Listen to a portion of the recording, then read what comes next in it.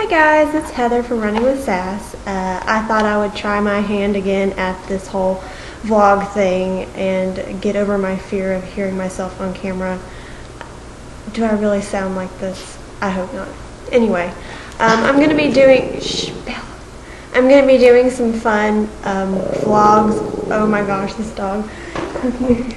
Some fun vlogs for you in the next few weeks. Some will be kind of more serious, just talking to you. Some will be more fun, action, run around, crazy things. So just stay tuned.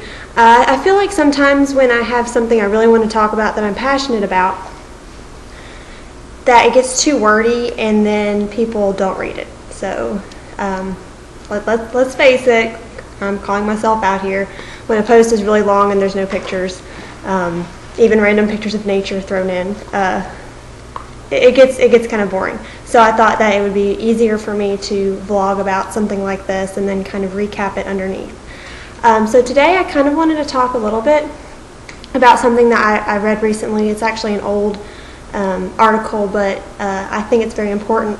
It was talking about how the freshman 15, how when you go to college and you gain those few pesky pounds, and it's generally more like 5 to 7 pounds, not really 15, thank goodness.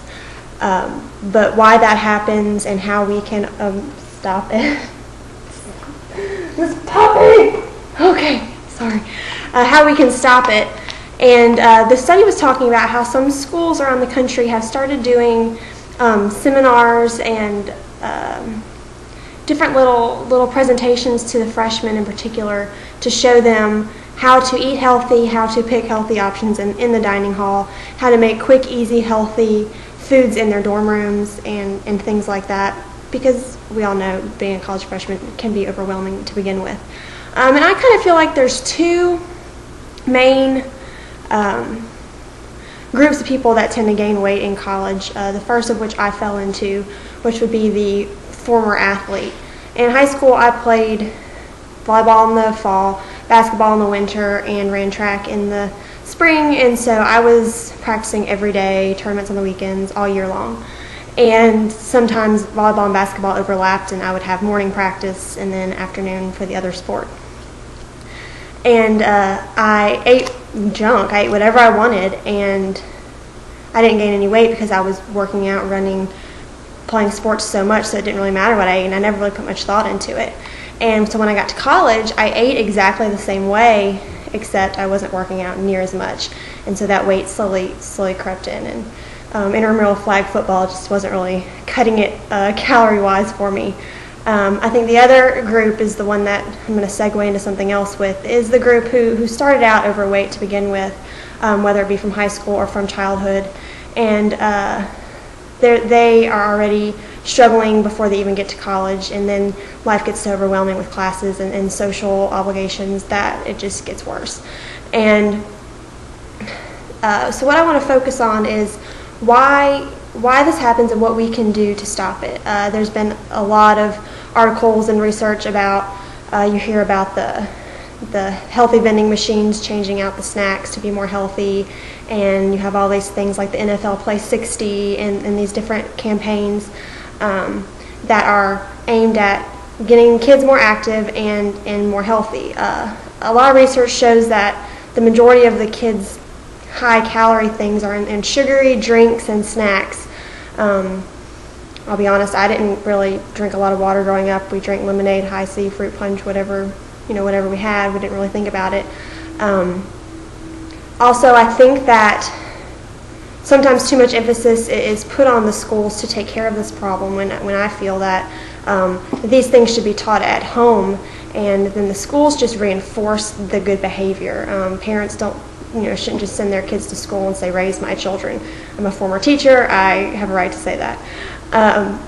So in thinking about all of this and thinking about how childhood obesity has more than tripled since the 80s, and how it's not just stopping at high school, it's kids going into college and gaining weight and then on to adulthood. What can we do to stop it? First of all, on the college level, with implementing more of these seminars and programs and things to help incoming freshmen learn good habits and self-esteem. But that's my husband. But also backing up and nipping it from the beginning in childhood with the childhood obesity epidemic. What can we do as parents, as teachers, as members of a community? What do you feel are things that we can do, what we need to do to make this stop? I think one of the biggest problems is technology. I love technology, of course. I'm talking to a webcam. But growing up, we used to play outside until it got dark. Sometimes weren't even allowed to come inside until it got dark. And kids just plop themselves in front of their iPads or their TV, or they're texting on their cell phones. And they're just getting fatter and fatter. So tell me, what are some, if you're a parent, what are some things that you have implemented with your children to make sure they're getting more play outside and getting these nutritional things and facts ingrained into their head? So as a parent, if you're a teacher or if you work with something like that, what are some things you're doing, or what do you think there's some things we can do? Or if you were a student in a school or a college that had a program where it helped incoming freshmen, I would love to hear about that. I don't think mine did. If they did a really poor job of advertising it, because I never heard of it. But anyway, this is something I'm pretty passionate about as a former teacher, and so I would love to hear your thoughts and opinions on what are some good things we're doing, what are some not so good things we're doing, and what are some things that we can do. So anyway, thanks for listening if you made it this far, and I promise more of these will be more fun and not just me talking into the screen. I'm cooking up some ideas right now, but I'm kind of limited in the boot. So anyway, thanks for listening and have a great day.